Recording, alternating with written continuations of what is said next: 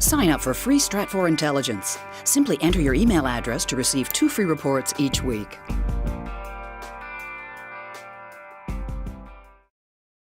Despite China's economic growth of over 9% and sensationalist media coverage talking about China becoming the next economic powerhouse, internal unrest belies China's external show of strength.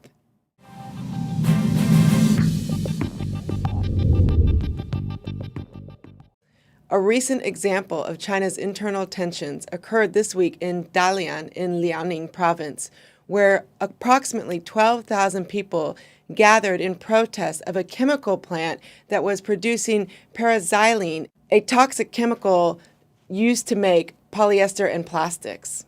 The calls for protest came mainly from Sina Weibo, which is China's Twitter-like microblogging service. And as a result, the government ended up promising the people that it would move the plant, although it did not give a time frame.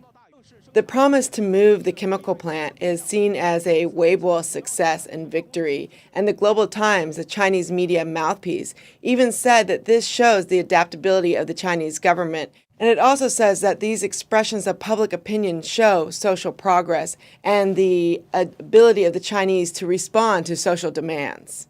This comes in contrast to last week's debate, namely by the Global Times, on ethical issues of Weibo, especially in the aftermath of the Wenzhou train crash.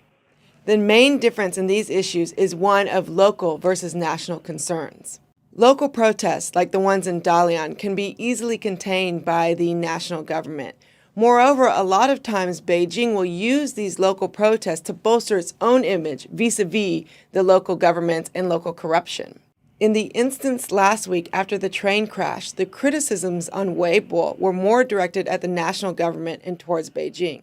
The government can adapt at the margin and it can address local concerns, but when threats are directly aimed at Beijing, then the government will respond to these threats much more aggressively.